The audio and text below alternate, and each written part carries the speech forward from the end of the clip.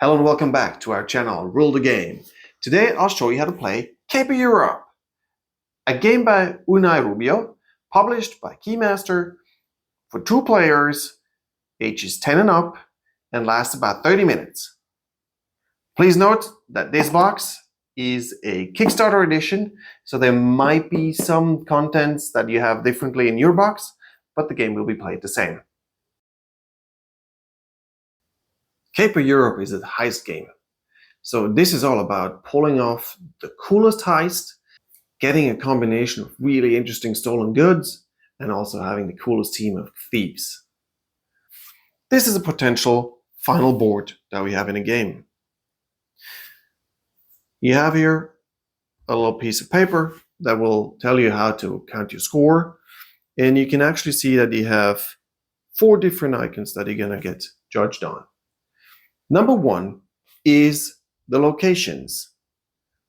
You have 3 locations in the game. The player who has the caper marker closer to themselves will get the location because they want it. So in this case, here the caper marker is closer to me. I'll get this one. Here it's closer to the opponent. They get this one, and I get this one again. For each location, you first get the victory points that are up on top here.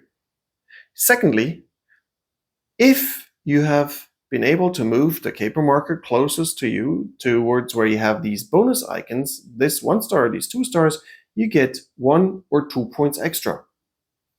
And thirdly, most of the locations, but not all of them, have here a little symbol that shows you how you could get even more bonus points. In this case, I'll get 1 more bonus points for every single diamond that I got as a stolen good in total, not just from that location, but in total. In this case, this player has gotten 2 diamonds.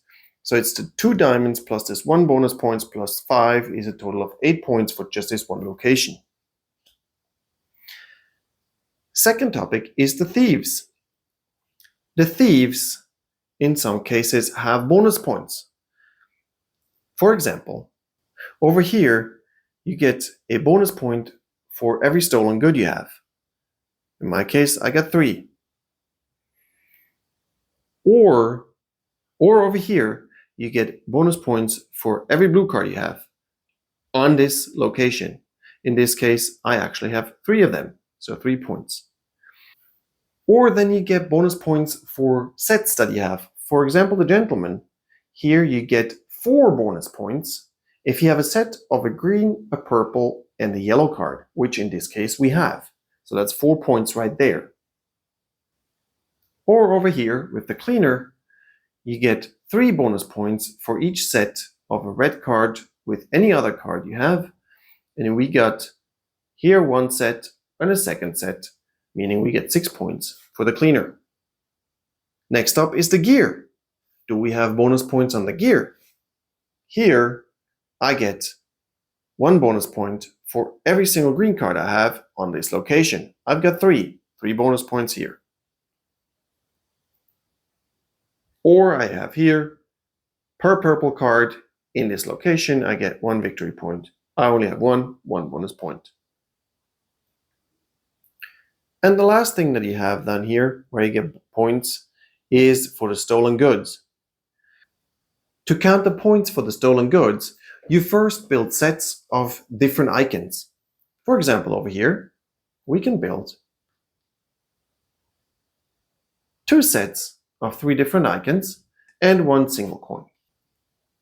Now, if you check the back side of your guidance card, you see actually that you get for each full set that you have, you get 9 points. So this player already has 18 points. Plus, for single stolen goods, you get 2 more points. On this side over here, we would have a set of 2, gives 5 points, plus a single icon that is another 2, so 7 in total. You add up all the points. Whoever has the most points wins. And if there's a tie, then you go by whoever has the most coins. And if there's still a tie, then you go by whoever has the most stolen goods. To set up the game, you take out the game board and put it in the middle of the table.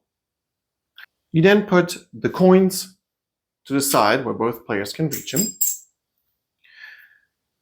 You place the thief here on the field that says intro. You'll place these thieves here on the middle of each location where you see this field with the same symbol.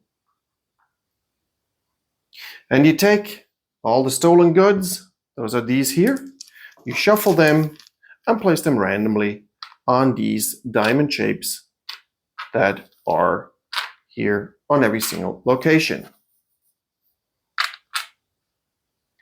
Each player also gets this guideline here, so they can always check what's actually going on in case they don't really remember how the game works. And then in the box, there are 4 special sets of cards that represent 4 different cities in Europe where this game could play. There's Paris, there's Rome, there's London, and there's Barcelona.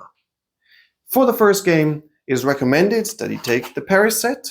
You leave the Paris card in here.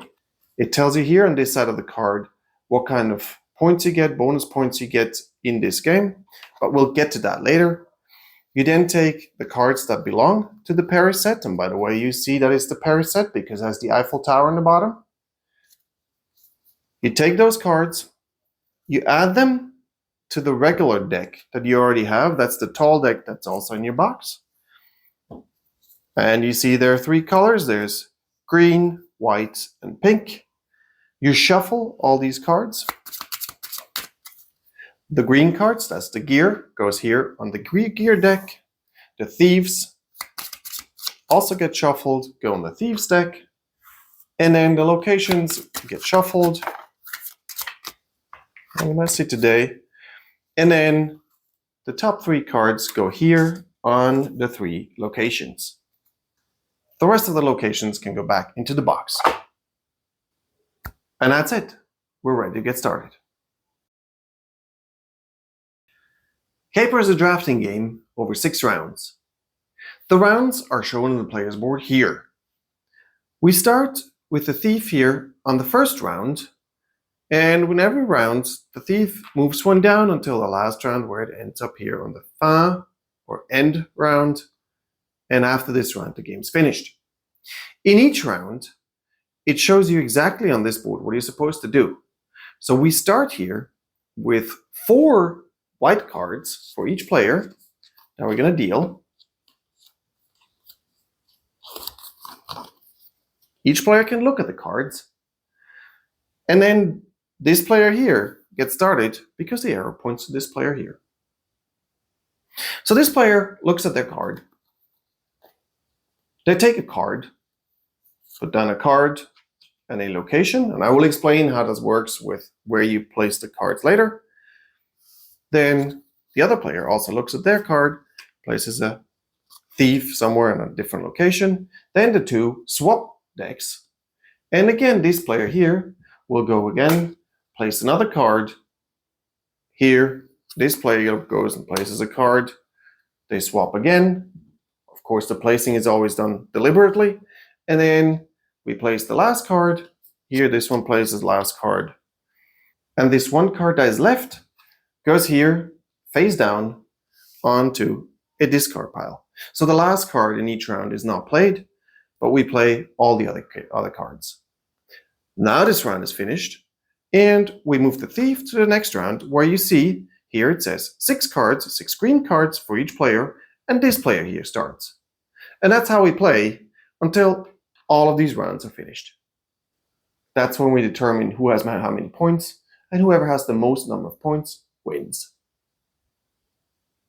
So now let's talk about how to place the cards. We'll start with the thief cards. Those are the white cards. For each location, you see here 3 arrows for each location, 3, 3, 3, where you can place thieves. Depending on where you place your thief, that thief will only have an effect on that one location where you've placed it. So for example, this one, the tourist, will now affect this location. And if your opponent, right here, the saint, she would only have an effect on this location.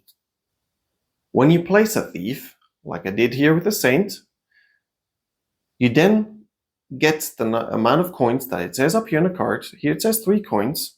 I'll take my 3 coins from the stack. Should there be no coins on the left anymore on the stack, you can take as many coins as you need from your opponent, unless your opponent has equal or less number of coins than you have. Here's an example. Let's say I had 6 coins and my opponent has 3. Well, they just played the Saint, so they get 3 coins. There's only 1 left here. They take that 1 coin. Now they have 4 coins and I have 6. They can take a second coin from me because they could get 3 in total. Now we have 5 and 5. Because we're equal, they're not allowed to take a third coin. After this player has taken the 3 coins that they have on this card here, they can now play the effect of the card. This icon means that we're going to move the caper tracker, which is this item here, towards this player. Because there's only 1 mask here, it goes only 1 that way. Let's play another example. Let's say I played this one on this side. Now there is no money here, so this player doesn't get any more coins, but there are 3 caper tracker icons. So this one, because you see that this card now belongs to this location, this caper tracker moves 3 in my direction. There are also cards that only give you a coin, but at this moment they don't give you an action. These symbols here, whenever you have something that has stars on the bottom, that means that this is for the end calculation of your points, but it doesn't actually do anything while you're playing the game. One other option that I have here is this one, for example, that lets me pick a stolen good from this location. I can either take here a painting or I can take Cleopatra. I'm going to take a painting. And another kind of card that you have is this one here, where you see you have the caper tracker icon, but it comes with a purple card. This one only moves the caper tracker when a purple card is played here or when a purple card is already on here. In this case, there's no purple card here, but at some point, if there's a purple card played, every time a purple card is played on this crew here, the tracker will move by 1 towards this player. So let's say we played all the thieves in round 1. This is what it could look like. We've got some money here. I got some money. I also have a stolen good. We've moved the caper tracker here and there. And now it's time for round 2. So we move the thief down here to round 2. It says every player gets 6 green cards. I'll hand each player 6 green cards. And it's my turn to start this round. So I'll look at these cards. And I can now decide if I want to play one of these cards. If I don't want to play one of these cards, I can discard a card here on the discard pile, and I will get a coin for it. If I want to play a card, I first have to pay its cost. As you can see, some of these cards here have costs on top, some are for free. So I could say, I want to play this card here. That cost me 1 because I've got 1. So I pay the costs. Money goes back in a bank. Now I have to decide on which of the thieves I want to place it, because the gear has to be placed on top of a thief. And for every thief, only 3 pieces of gear can be used. In this case, we haven't placed any gear yet, so I can place it on any of those thieves. Let's say I place it on this one. Next, what you do is you trigger the action that you have on here. In this case, you see I have 4 coin icons, so I actually get 4 coins for this move. The last thing I would have to do is I actually check if the card that I've just placed, if that one triggers any action here on the thieves or triggers an action of the location. In this case, it does not, because there's nothing that could be happening, but there are some cards that will have some actions that will start, for example, with this one. If I played a purple card on top of this colonel now, then the caper tracker would move 1 in his direction. There's also here in the location, there's an action that none of the yellow cards on this location can be burnt. I'll show you later what burnt means. So this one didn't trigger anything, so my turn's actually done. The opponent does something similar. They also place a card somewhere. Let's say this one places a card here. They get a coin for it. The card doesn't cost anything, but they get a coin for it. And at the end of the game, they will get an extra victory point. As before, we now swap cards. And I'll get to go with these cards, and I'll get to decide what I want to do with them, what I want to play. As before, we'll play through all the cards that we have here, except for one, which will then go on the discard pile. Let me explain to you some of the effects that some of these gear cards can have. You've already seen the money card right here. That just lets you take coins. Then you have some cards that have stolen goods with a symbol on it. You notice that before we actually had here stolen good with a question mark. Here I can take whatever stolen good I want from this location, while here I can only take Cleopatra. Then we have here the purple cards that move the caper tracker by 1. However, notice here I said first you play the effect of this card, then you also play the effect of the thief card that belongs here to the same location.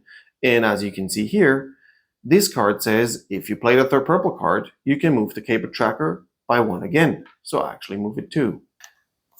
Then there's another purple card here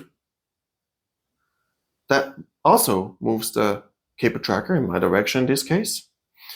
And then you have a second one here, a second symbol, that just shows that you'll get 1 victory point per thief that you have in this location. And the last possible card that you have in the gear deck is the burn card that I mentioned before. Now let's say I play this burn card here. I can then burn the topmost card of my opponent's decks here that they have. Now in this case, they only have 1 thief, so it's only 1 card that can be burned. So this card gets burned, ends up on the discard pile, and the player will have to return whatever asset they took before. So in this case, this player took a stolen good. That specific stolen good needs to go back here. Had there been a question mark on the symbol, the player could have returned any stolen good, but in this case, they have to return the statue of Cleopatra. Now let's say this player had actually had 2 thieves on this location. When I place this card, I could have also said, no, I want to burn this card, but not this card. I can choose which one I want to do. Had I burned this card, the caper tracker would have moved in my direction. It is also important to know that it's only the topmost card that can be burned. So let's say this player had decided to put the 2 gears on top of each other. I can only burn this card now and not this card here. Again, on each thief, there can only be 3 gears. There are 2 ways that you can protect yourself from getting burned. One is that you stack more than 1 gear on top of each other, which always protects the gear underneath. The second is if you place a card somewhere that has this symbol on it with the crossed out fire. In this case, for example, if I play this card over here, it cannot burn this card because this card is protected by this icon. The same actually happens in this location where all the yellow cards are protected from being burned. So if I played my Burnmaster here, it would not burn away this yellow card over here. Remember that you always have to undo the action of the card that was burned, as we showed over here with the Cleopatra, but also over here, if we got rid of this one, then the caper tracker would move back 2 actually, 1 for this and 1 for this. There are only 3 Blaze Blasters in the game, so once the 3rd one of those is played, you don't have to worry about being burned anymore. So this is how the whole game works. You now play through all these rounds, play all these cards, and once the last card of the sixth round is played, you're done with the game and you start counting points. So to recap some of the most important things in the game, one is for each location you can have 3 thieves at the most, and for each thief you can have 3 gears at the most. All your thieves and all your gear on the one location only act on that location and not on a different location. And maybe one last thing, if the caper tracker here is at the end of a track, it cannot go any further than this. So even if I had another card with another caper tracker movement, I couldn't move it any further. It just stays here. So you better don't put down one of those cards. And here are a few hints for the first game.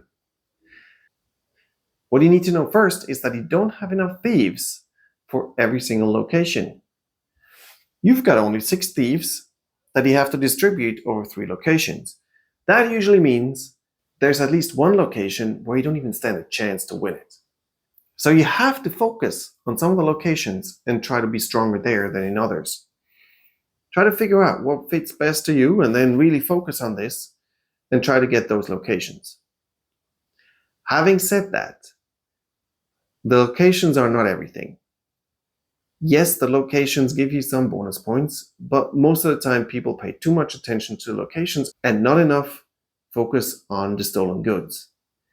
When you get complete sets of stolen goods, you get a lot of points. That's 9 points right there for a set of stolen goods, of different kinds of stolen goods.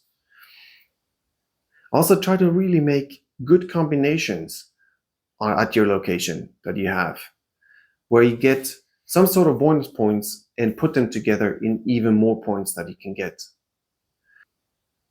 The game is well balanced, so every time you get cards, you'll feel like, oh, I should probably move the caper marker here, but I actually want to have points too, so I want to go for points here. That's how it is made. And usually I personally trend towards, let's start fighting for more caper markers. But if you do that, then you just don't get enough points in general. Also make sure that when you play the first round, you get the first few thieves, you need to get some money. If you don't get money right there, then you don't have enough money to buy the first round of gears. And I would say starting in the second round of gear, check out what your opponent has, and you need to counter that. You can counter with your Keymaster, that you burn away some of their cards. You can counter it by go and fight a little bit for certain caper markers, but also especially go fight for the stolen goods, so that your opponent doesn't get full sets, that your opponent doesn't get all the stolen goods of one kind that they really need to get the bonus points. That's Caper Europe. I hope you enjoyed this video, and if you did, please click on the subscribe button below, and I hope to see you back here soon again.